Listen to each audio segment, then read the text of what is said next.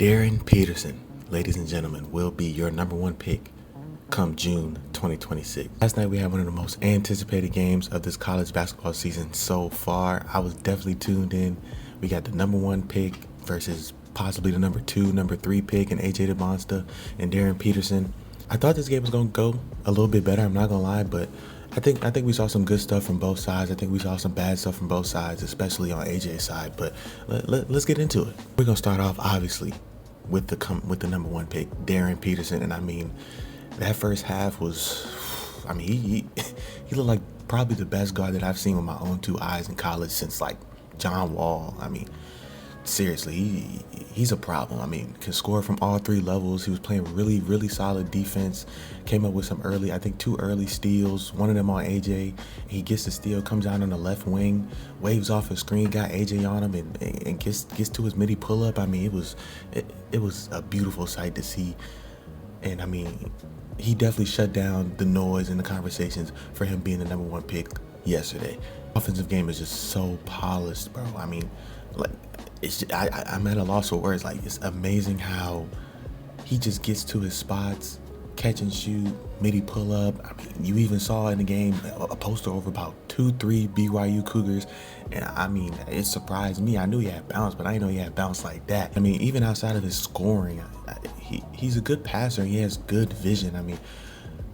Early on, a lot of people were saying he's a point guard. I never really saw it. I thought he was more of a two guard, but maybe he can be more of a combo guard. I still don't know about a point guard just yet, but his playmaking is a bit better than I thought it was. And it was looking like Kansas was just going to run away with this one in the first half. I believe he had 18 in the first half, and it just looked like they couldn't stop Kansas at all, especially Darryn Peterson. But then the second half comes around, and he only plays 3 minutes. And obviously he's had this lingering hamstring, but on the commentary they were saying it's been an ankle. I don't know, whatever he has going on with his leg. He was out the entirety of the second half. And as an owner of an NBA franchise, you have to really look at that and say, is that something that we want on our roster of a kid who's uber talented but already has injury problems in college? And it can work. It could definitely work. As we saw, Kyrie, he only played a couple games in college, missed the entirety of the tournament, went number one, obviously champion, one of the best players in our league. Paulo Carroll, not too long ago, coming out of Duke, he had a lot of cramping issues in his lower body and had to come out of games, sit out of games, and get a lot of fluids in him. But he also one of the top picks, one of the better players in our league. I just think, it's definitely something to think about, and it can definitely work. But it's so odd with him. One game he's playing the whole game, another game he's sitting out of half, another game he's just not playing at all. And we just want to see this kid on the floor at the end of the day. He's probably the best player in college basketball. We just want to see this kid on the floor. And hey, even if he doesn't see the floor for the rest of the year, I still think that he's arguably the number one pick. Actually, no argument. I think he is the number one pick. I think even if he doesn't touch the floor, we'll be seeing his name called first in June. Now, as for AJ, he had a rough game. He had a rough game for his standards. Let me say that. A rough game for his standards. Last night in 34 minutes, he had 17 points, 1 rebound, 1 assist, 2 turnovers, 50% from the field, 50% from three, but 12 shots in a game of this magnitude, it's not enough from a guy that coming into the draft, you're looking at him as like an isolation scorer, a number one scorer kind of guy. He's only putting up 17 points. He the third leading scorer on his team in this game. Richie Saunders looked like the number one pick in this game. They doubled him a lot. I will say they doubled him a lot, and I do think that he made the right reads in some of those doubles. But at the same time, when you're a player of this magnitude and this scoring ability, you have to recognize when the double is coming, where the double is coming, and how to get to your shot early. A lot of times they were doubling him off the first bounce. His first bounce, they were coming to double from behind.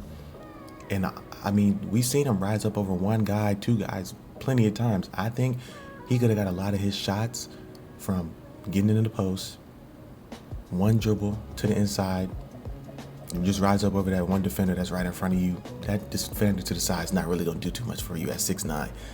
But at the same time, I want to fault the coach a little bit. I think obviously Richie Sanders, he had it going. Robert Wright had it going a little bit. But AJ is supposed to be your guy. I don't think they ran enough sets for AJ. I think obviously he's an isolation scorer, like I said, but he's more. I think if you get him in that post, right there on the low block, right there in the high post, and let him work and give him space, I think he probably could have had a better game overall, especially scoring, and I think even passing the ball. But I just don't think there were enough sets ran for AJ, especially when you look at Kansas early on in that game. Darryn Peterson, he was getting the ball in his spots, and it looked like even if they weren't running sets for him, they were giving him the ball in his spots because they knew that he was the best player on the floor. And now another ranked game where AJ just did not quite live up to the expectations. And once again, as somebody who's coming into the league known to be like probably the top wing scorer in the draft, you have to look at this and say, like, what's going on? I mean, I personally think that he needs to be way more confident from three. He's not gonna get contested a lot. I think he just has to get them, like, they're defending him from the free throw line sometimes because they know he doesn't want to shoot the three, so he's wasting dribbles at the 3-point line, trying to find an angle to get to the rim or get to his midi. But I just don't, especially in the league, that's really not gonna work. And as a huge fan of AJ, I think this drops him to the bottom of the top three.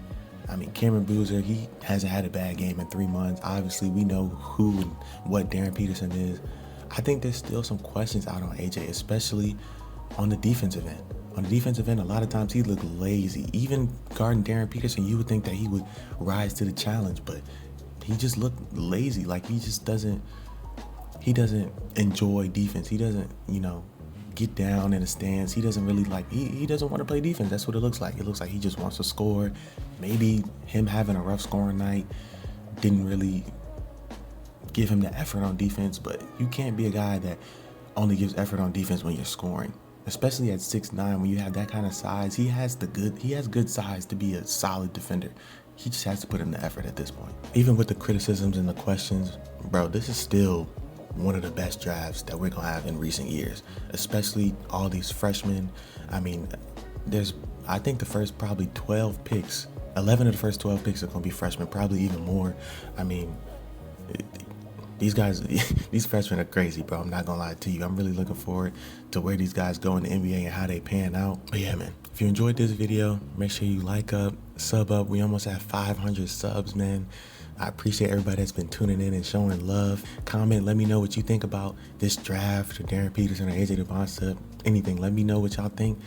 It's been your boy Corey from Between 94, and I'm out.